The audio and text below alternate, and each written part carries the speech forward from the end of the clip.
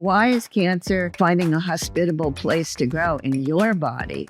We also need to understand why the soil in your garden is growing cancer and providing a happy environment for cancer. And so we want to have a whole biosystem approach.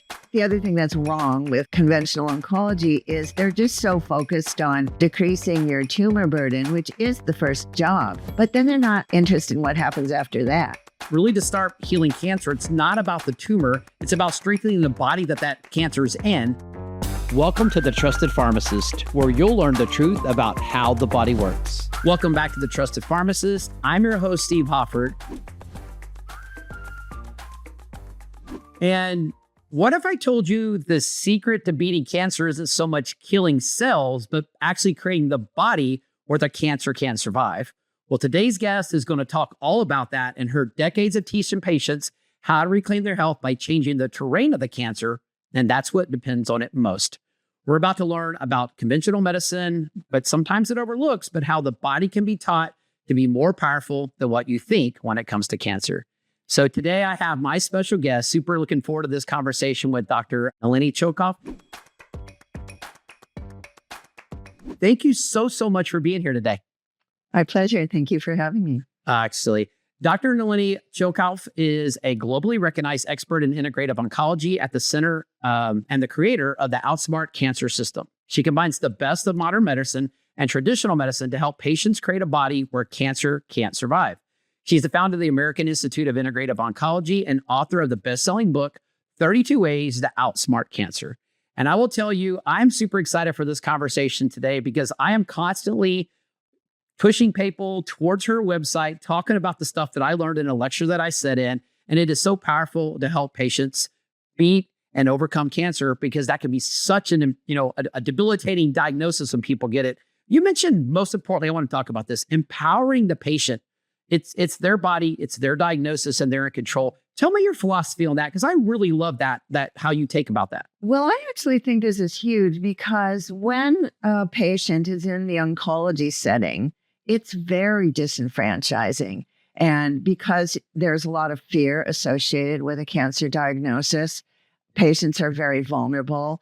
And often oncologists use fear to motivate patients.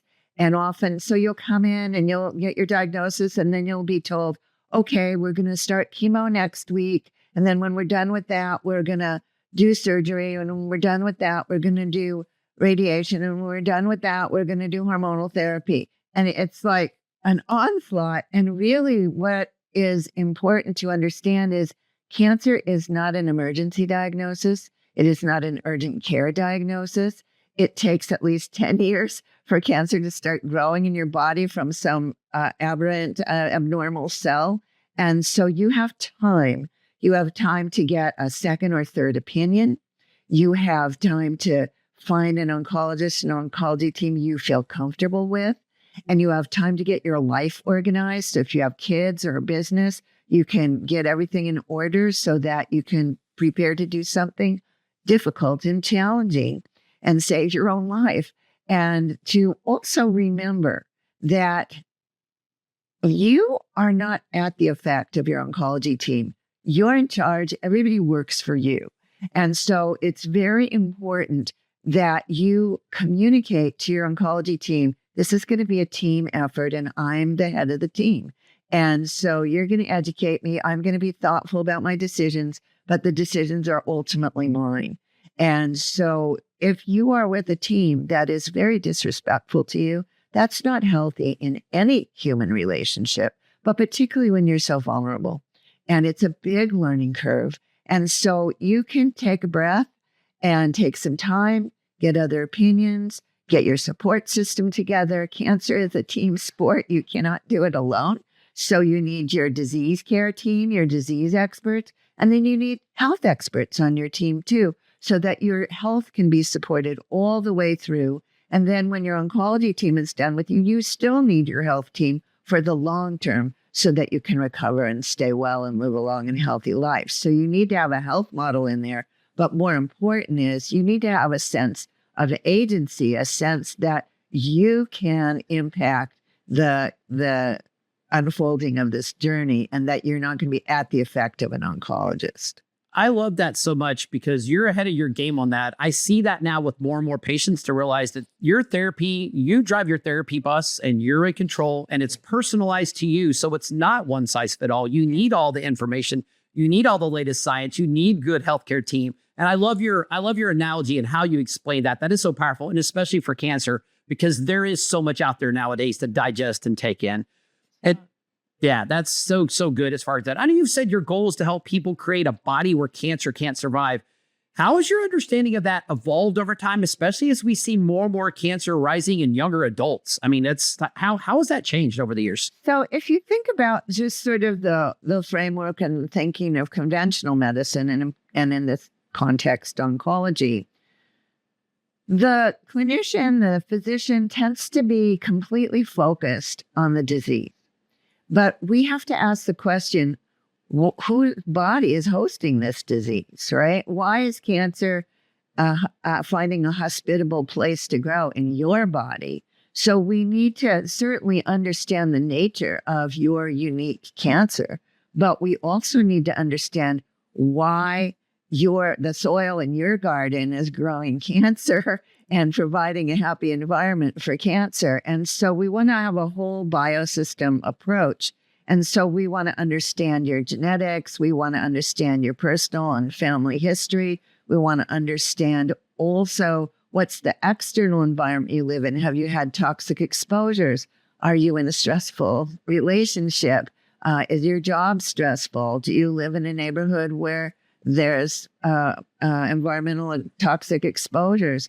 So we want to understand all of those things because that goes into a truly individualized care plan. And you need to look your oncology team in the eye and say, I just don't want cookbook standard of care medicine here. I want an individualized care plan. And what you should also understand is most oncology clinics, the oncologist is spread very thin. And there's actually becoming a shortage of oncologists because all the baby boomers like me are retiring. So your point person is usually your oncology nurse or your oncology physician assistant. And that is the person that's going to be available to you. That's the person who can answer your questions and go to the oncologist with your questions and get the answers, who's going to know, like, if you're having side effects, then you need to adjust the dose. So that's your go-to person usually. So find out who that is. So that's a great lead to the next question, because probably what you're telling people, they get diagnosed with cancer, they go to the oncologist, they say, do this, come at these times, schedule these appointments and do that. And I love what you're saying because you created that OutSmart Cancer System, which is an integrative approach. And I remember in a lecture you talked about that's just one piece of the puzzle. There are so many other. Explain what makes conventional like oncology treatment versus like an integrative approach. Explain the difference of those two.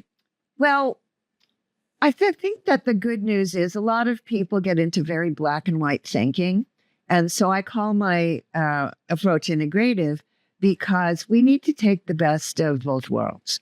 And so if you have breast cancer, we want a breast cancer expert to talk to. And we want, therefore, to have the most leading edge information be part of decision making.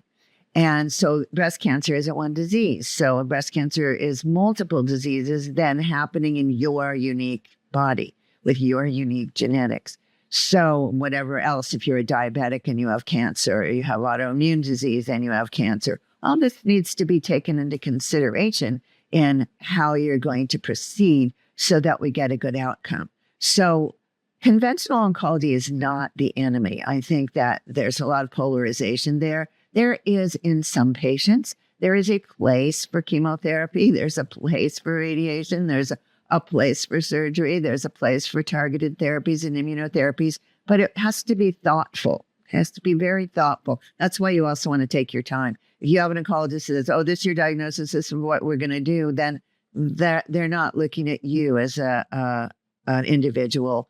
And you want to ask, no, wait a minute, I just don't want to have the cookbook thrown at me. I want to think this through and understand why the decisions are being made. And is there a better choice for me? Right. So you want to really think that through. So, oncologists are awesome people. I mean, think about the kind of physician that goes into oncology. So you have the opportunity to have a conversation with the decision maker, the oncologist at the beginning, and make sure you're comfortable with what has been chosen for you. But also realize, and this is like sort of where having agency and empowerment is important, is let's say you're going along through your treatment and it feels like too much for you. And then you can ask, you can say, I'm overwhelmed, or I'm not ready for my next treatment in 3 days. I need, can we postpone it a week? Or, my daughter's getting married. I want to go to her wedding. How do we fit this into this treatment? You get to ask for all the things that'll make it work for you. So you ask what's wrong with oncology, and that it doesn't individualize, and it also doesn't make you feel like you can speak up, right? And so I think that's really important. And so you just kind of get on this conveyor belt and it's going way too fast, right? So you have time, and so find out who you can really talk to, who can answer your questions, and don't give anybody permission to do anything to you that you don't understand and you're not comfortable with. And you can just say, I'm not clear on what's happening. I'm not clear on what kind of side effects to expect. I'm not clear how long this is going to go on. And so you just come in with a list of questions. And so that's really important because the environment of oncology is not set up for that in most settings. And so I think that's really important. And I think the other thing that's wrong with conventional oncology is they're just so focused on decreasing your tumor burden, which is the first job. But then they're not interested in what happens after that. And so we need to prepare you to go through challenging treatments. And we need to be thoughtful about, are those the right thing for you? And then we need to have a plan for afterwards, which is sometimes called a survivorship plan, but I'd rather call it a thriver plan. And so you need to know how to recover. You need to know how to deal with your fear of recurrence. And if you have been diagnosed with advanced stage cancer, you need to understand that you might live with cancer as a chronic illness, but you could live 20 years with cancer as a chronic illness. So that part is, there's not much thoughtful care or time or attention given to that. And so it's very important while you're going through your therapy to have a health plan right from the beginning so that you have all the nutrients and support you need and good side effects management so that you get through it, you do well, and you have less side effects, and you feel like you're doing something health-giving and life-giving while you're going through something like that. And then you need a plan to recover, restore your health and any side effects you had. And just remember, a lot of the side effects of cancer treatments, which people are afraid of, are not as bad as most people imagine. And also that they're temporary. You recover from them. So it's good to understand that. So there's sort of all the way through the arc of treatment, there's not the kind of personal, thoughtful care, nor is there a health model. So we need to put a health model in so that health is the outcome. Very good. So I love that. That's a great lead into the next question. We're going to deep dive into that, what you just said. You've often said that tumor microenvironment is probably more important than the tumor itself because it plays such a huge role in progression, drug response. But like you said, even after you're done, many of these things you do during cancer or would either prevent you from cancer or allows you to heal and be stronger afterwards. Right. So how's that approach? What's the basics of transforming that environment? Then we'll jump into the details. Well, let's just first say that the things that cause health are kind of the same no matter what your diagnosis is. So you want to be interested in health and what causes health and what sustains health. And cancer is a great wake-up call. If you have not been interested in health, you start being interested in that because oncologists don't even use the word health in their conversations. It's not on their radar. It's not on their agenda. But of course, that's what every patient wants, is to be healthy and stay healthy. So you have to make that part of the priority and let your team know that's an important piece to you. And you're going to have work with people, help you stay healthy all the way through. And so the cancer environment that we call the tumor microenvironment or the cancer terrain is really the same as the soil in a garden. So if you change that soil, you change what grows there. You change if there's weeds or there's lots of healthy plants and flowers bloom and you get juicy fruit. So that's what we want, healthy cells, healthy function. So you have to have a plan for that. And cancer itself and the treatments themselves are very challenging and demanding. So you want your nutritional status to be really, really good.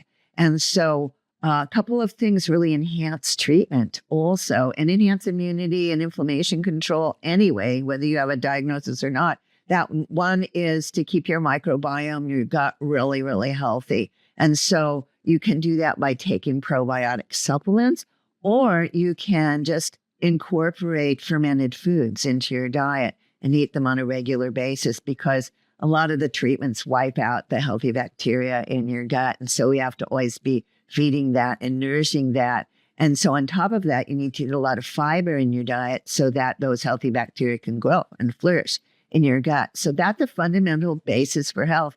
But there are studies showing that patients with a healthy intestinal microbiome have a better response to chemotherapy and a better response to immunotherapy. And so this is something oncologists know nothing about. They've read the studies, but they don't know what to do with the information. So it's pretty straightforward. And also, if you're going to have surgery and be in the hospital, then you have a risk to get a very bad infection called C. difficile. And also, modern medicine is not very good at dealing with that, causes profound diarrhea. So we'd like to try and avoid that. We also know that if you have a healthy gut, you get less complications from surgery, all surgeries, not just abdominal surgeries. So that's really important to have this idea of plenty of fiber and plenty of healthy bacteria in your plan. But the other thing that's really super important is cancer patients have a higher need for protein, because the cancer physiology itself is dissolving your muscle mass. And so cancer patients, you look at, they can look very frail and thin. And so the disease and the treatments are physiologically demanding. So I ask patients to shoot for at least 100 grams of protein a day, and that's work, getting that much protein. And I also ask patients not to eat red meat, because that is associated with higher rates of many cancers.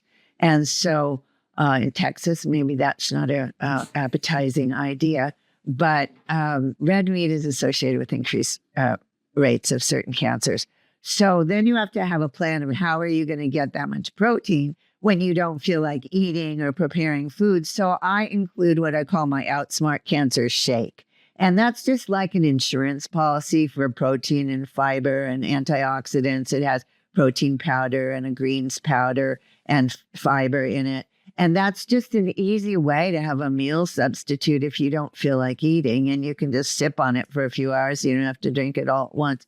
So you have to think about some of these basic things. You want to stay well hydrated, because if you're having an infusion of chemotherapy, for example, you want to dilute your blood, and you want to protect your kidneys and your liver and the lining of your veins. So you want to stay well hydrated. So all these things impact this cancer terrain, this tumor microenvironment. And so there's multiple things that influence that. So if you think like of a wheel with many spokes on it, and all these spokes have an influence, are signaling the cancer cells either to grow or to stop growing. So we want to put on the brakes. We want to send signals to our genes that turn off cancer promoter genes and turn on cancer suppressor genes. And that's why food matters. That's why it matters what you eat. That's why herbal medicine works. That's why supplementation works, because it's transforming the environment. So think about soil that's just devoid of nutrients and the kind of vegetables you can grow in that soil. Whereas you put a lot of compost and nutrients into the soil, then you get these really healthy, robust plants that resist disease, right? And so that you have to think about that. But some of these things are very basic, like density of nutrition. So it's very important. And also kind of eat the rainbow. That transforms this tumor microenvironment, because we put all these different plant chemicals in. So if food has color, it has a gift to give you. And so these are the things that interact with your genes. You had so many nuggets in there, so I'm going to try to just spit out a couple like that I kind of see as a patient, because you just like throw so many things. So one, you talked about gut health, and you mentioned a lot of these things. If we have a healthy gut, let me back. If we have an unhealthy gut, it's one of those type things. It can feed so many bad things, and i.e., if you have bad genetics and certain other things going on, it may rear its ugly head in terms of cancer. It could rear its ugly head in other diseases. But I like that you brought up starting with gut health because it's so critical. You just mentioned like polyphenols, all of those colorful rainbows and how important they are to feed those good gut bacteria, because your gut bacteria, like you mentioned, you can have better outcomes if you have better gut health. So I love that. That's so important. And then the last thing you mentioned, and I see this with cancer patients that we work with, through all the therapies they're going through, they don't want to eat. Their digestion is poor, because that's the challenge with cancer. I think some people don't realize we're trying to kill off our own cells. And unfortunately, your gut cells are some that are most sensitive. And so people don't want to eat. And I like your idea of we got to get that protein because that is so critical. I know you know that in terms of the muscle health and how metabolically fit it makes us. But I like that you brought up about how shakes are so critical, because like I'm a true believer in that. If you just can't eat a lot, or you just don't have a lot of diet, or your appetite's not there, you're constantly nauseated. I love the protein shake idea. Do you have a type of protein in those that you typically recommend your patients to get? Well, I think what's most important, I mean, I ask my patients to take a lot of supplements and herbs, and so I first want to find out what they're willing to do. So there's lots of options. If a patient tolerates whey protein, that's often my first choice, because whey has the capacity to increase glutathione, which is our body's own intracellular super antioxidant. So you get a lot of protection if you can make more glutathione in your cells. And whey powder also is higher in the amino acid leucine, which helps us to build muscle. And so a lot of people go to collagen protein, but that doesn't build muscle. It certainly helps you heal and repair, but it doesn't build muscle. So I like, if someone can tolerate whey protein, and especially the whey isolates really are pretty safe even for a lactose intolerant person, that's my first choice. After that, bone broth protein also is going to be a powerful protein, but that's essentially collagen, so it doesn't have a lot of leucine in it. And then if you're vegetarian or vegan and you want to do a pea protein, that's fine too. Whatever you like and whatever you'll do and whatever you can digest. If you are doing a mostly vegan or vegetarian diet, then I like to give you branched chain amino acids as a powder, so we get more of the amino acids that are missing from a vegetarian diet.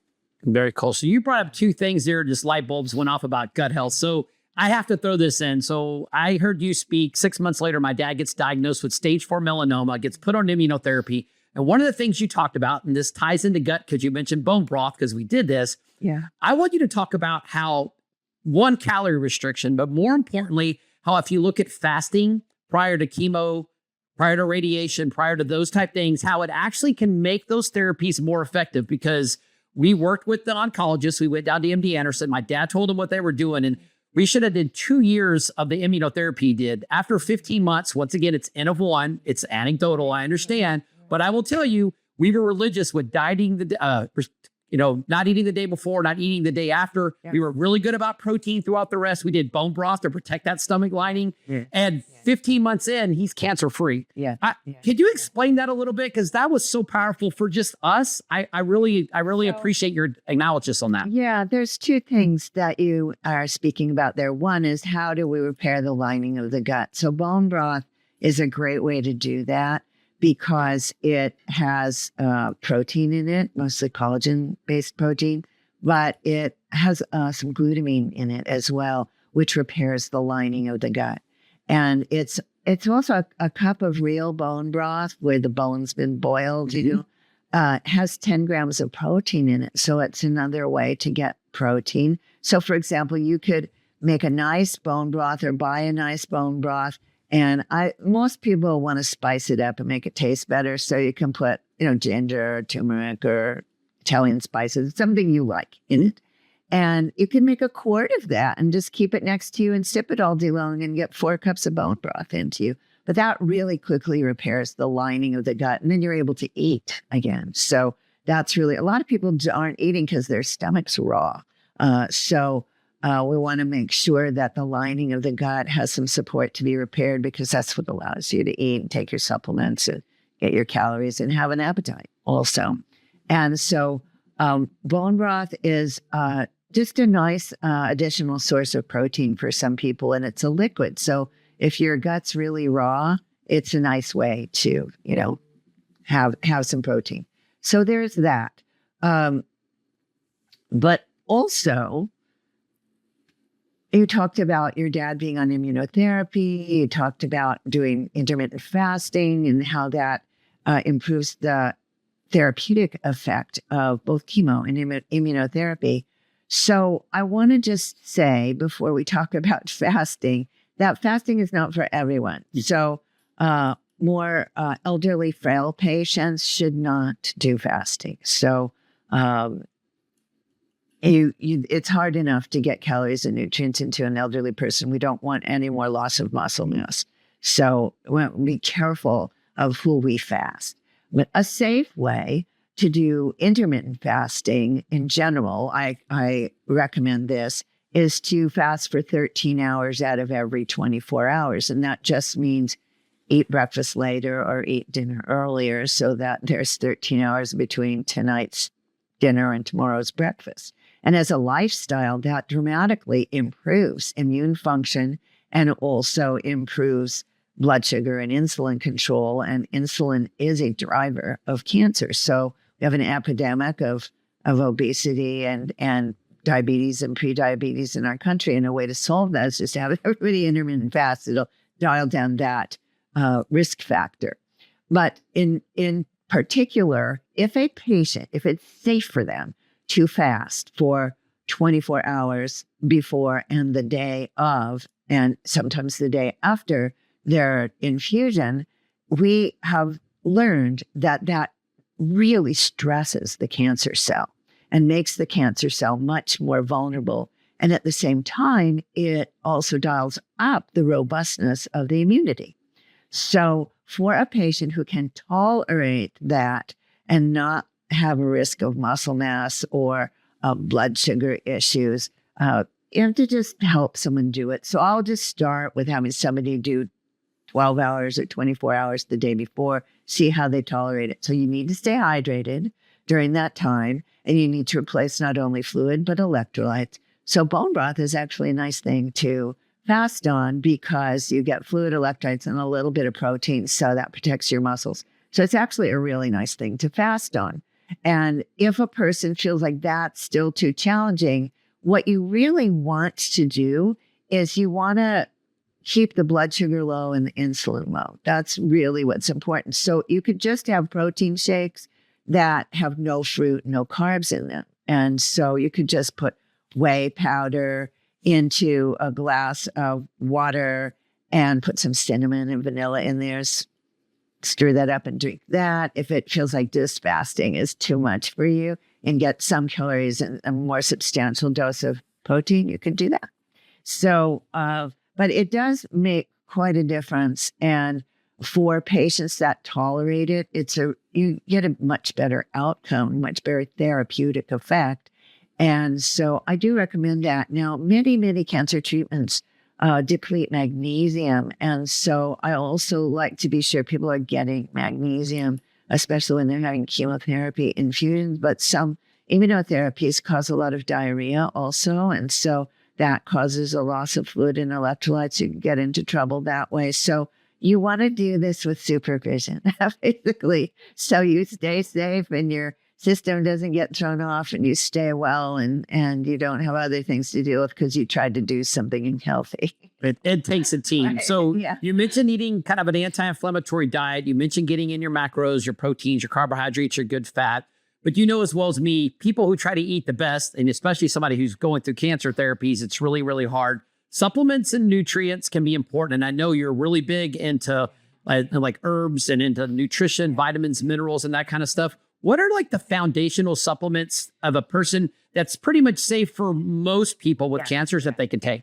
Yeah. So the way I think about like my OutSmart Cancer supplements and the way I put together a plan for a patient is in sections. So the first section is what are just the foundation nutrients that you need? Like do you have more demand for going through this and what shouldn't you include? So you want a good multi that is copper-free and iron-free because copper and iron drive cancer growth.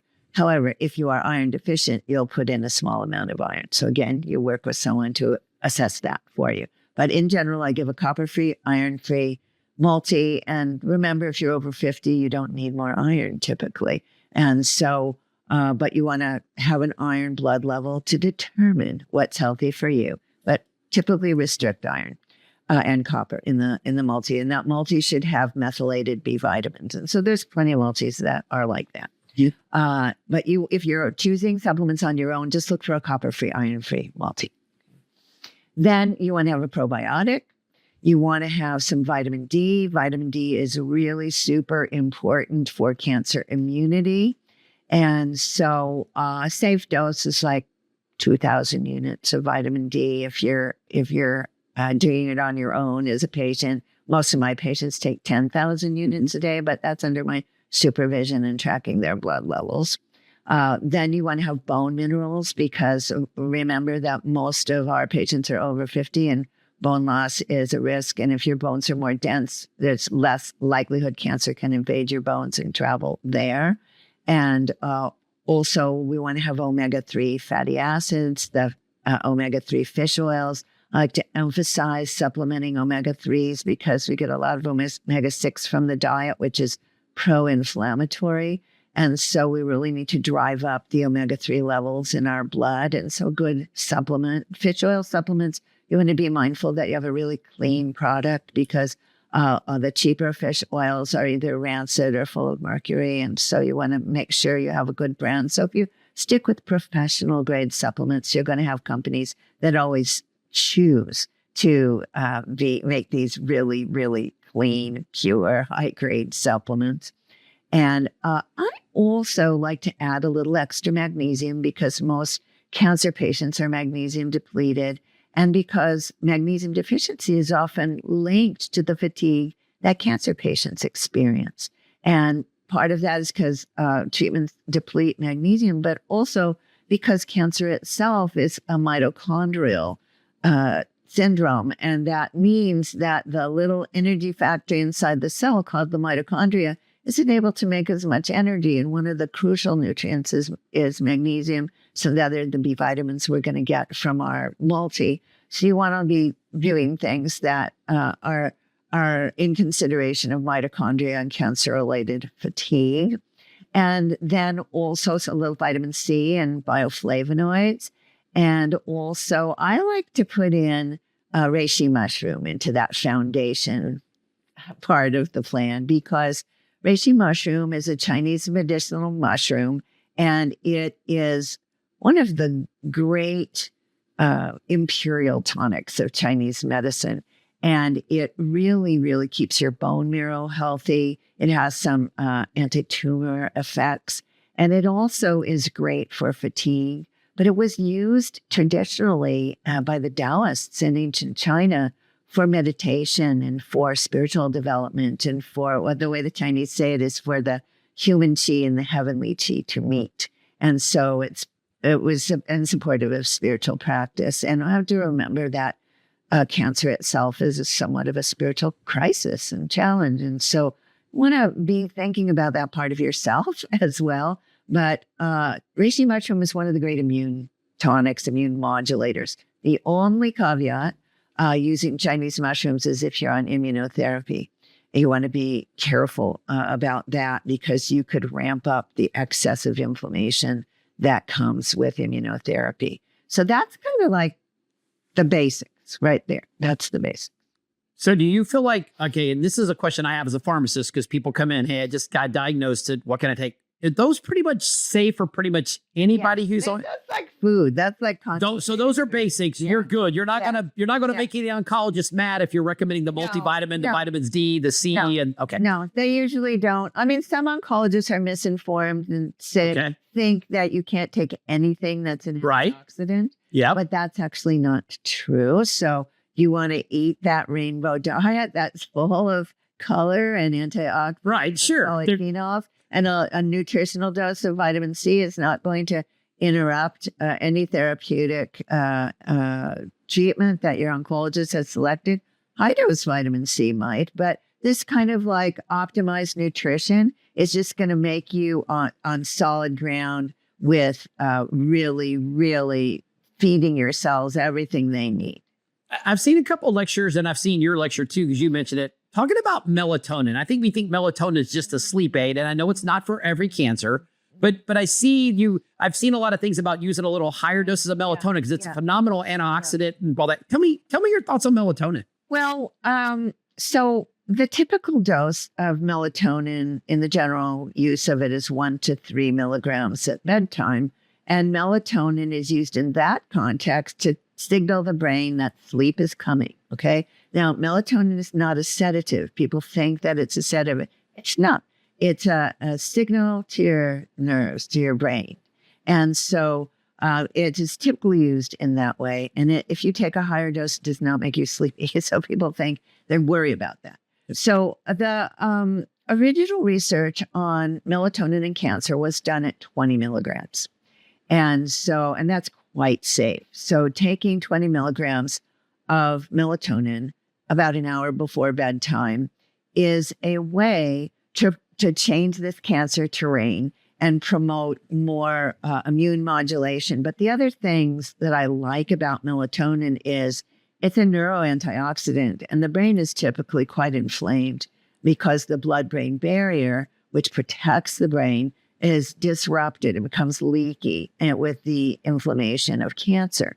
And so melatonin actually can repair the blood-brain barrier and give it more integrity, hence in protecting your brain. But let's say even you're a patient who had radiation to your brain, then melatonin is very protective. But pretty much, we think about chemo brain, but most people have cancer brain long before they have chemo brain because cancer is so inflammatory. And some of the inflammatory molecules like the matrix metalloproteinases disrupt that blood-brain barrier. And so the brain itself becomes very inflamed, which is also a contributor to cancer-related fatigue. And so in general, inflammation is the greatest contributor to cancer-related fatigue, but also when your brain is inflamed, you feel like that. So think of how you feel when you have a cold or a flu or fever, then your brain, that's a brain inflammation kind of fatigue. So we want to protect the brain. So the omega-3s do that, and melatonin does that. Then if you are under the supervision and care of an integrative or naturopathic oncologist, then you might have higher doses of melatonin in your treatment plan. And we go up to 180 milligrams of melatonin, but this is not something someone should do on their own. But you could safely take 20 milligrams of melatonin on your own as a cancer terrain optimization type of. Yeah, and I've seen studies on that talk to that point. If you don't have cancer, you may not need that. But if you do, there's a lot of really unique ways how the body uses those higher doses during cancer. So there's some pretty really. So it does alter the response. Yes, very interesting thing on that. So another thing, a lot of people, obviously, I think stress is a big driver of a lot of problems. Like you just mentioned, leaky brain. There's a lot of things like leaky gut, leaky brain, and all that stuff. But a lot of people have a lot of stress. I've seen. What are your thoughts about taking adaptogens during cancer? Because I know they have an immune response. Is that something you kind of stay away from? Can I ask you that? No, actually, I think it's very important. And I think a lot of functional medicine doctors have no training in herbal medicine.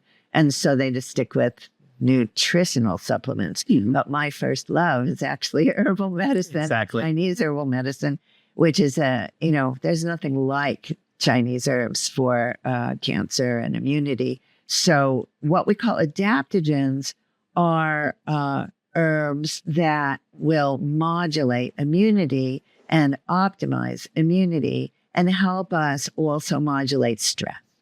And really these kinds of plant medicines are plants that concentrate a lot of nutrients from the soil, like that a food plant doesn't have in it. So the greatest known adaptogen is ginseng, and it concentrates more interesting phytochemicals than any other plant that we know about. And that's why it's such a great tonic, right? And longevity herb. But think about under the duress of cancer and cancer treatments, and just modern life is stressful, we actually have a need for more micronutrients. So and our food, and because of the way food is grown, our soil isn't as rich. So using these plants that concentrate nutrients out of the soil, that's what adaptogens really are. And so these help us to have the building blocks that we need to do all the cellular functions, whether that's mitochondrial or our stress hormones. But even more important for modulating stress is what I call self-regulation. So whether that is, forest bathing, walking in nature, or meditation, or yin yoga, or tai chi, or qigong, you need to regulate yourself so that your stress button isn't on all the time. And our culture, American culture, Western culture, is like, we're on all the time. And we think that if we relax and do nothing, that's a waste of time. But it's actually crucial to our well-being. But it also allows you to have some space while you're going through this profound life-changing experience to reflect.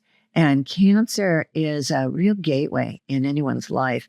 And it should cause you to reflect on what's really important to you, what's meaningful to you, and what your priorities are, and whether you're in healthy relationships or not, and all kinds of things. So I think cancer is a great opportunity. So some of the things that are lifestyle and behavioral related are important because cancer is this opportunity for tremendous transformation and growth as well. And so if you reframe it in that way, it's not just suffering. It's not just traumatic.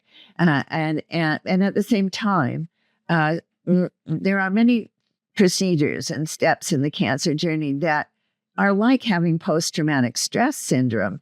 And so then we think about, what are we going to do about that? What's the kind and compassionate thing to do? So using adaptogens, keeping your diet nutrient dense, is important to being able to be resilient and being able to cope, think clearly, Yeah, I love that. You mentioned that whole mental health aspect and creating that micro environment for cancer and your immune system to be the best that it can be. And I love that because that is so powerful. In cancer, if you use it as a powerful tool to help reset some of those things, improve those healthy relationships and all that, that's really cool that you said that. And it's amazing how much healing you've seen patients with that. I know for a fact I've seen patients, and that is so powerful. That's really, really neat. You brought that up. There are patients who say cancer is the best thing that ever happened to me. And that's so paradoxical. But it's because if you frame it as this transformational experience and use it maybe to say things to yourself or somebody else you didn't have the courage to say or choices to make, because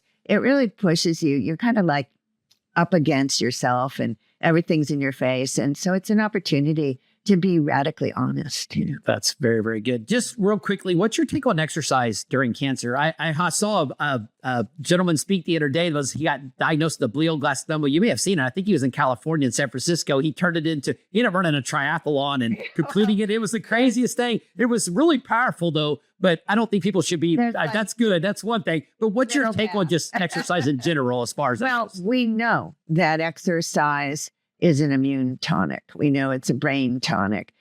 There's many studies that show that exercise is linked to better outcomes and lower rates of recurrence.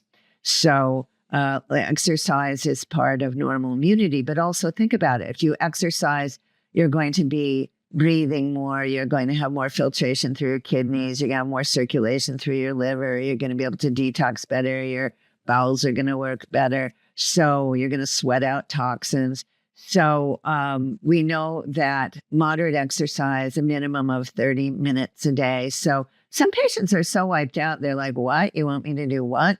And so I just say, take 3 10-minute walks, start there, limp around your block or walk around your house, walk around your backyard. I don't care what you do, but move, because also cancer patients have a higher risk of forming a blood clot. Over 40% of cancer patients will develop a blood clot, and that can be life-threatening. So, and oncologists know that, but they don't do anything about it. So stay hydrated and move, and then you won't have a blood clot, a stroke, a heart attack, or a pulmonary embolism on top of your cancer. You certainly don't need that.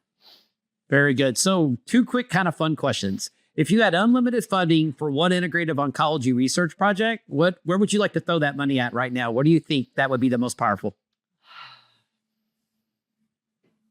Well, one study I've always wanted to do actually was one of the things that happens to cancer patients is the immune system is attacked by the cancer and disabled by the cancer.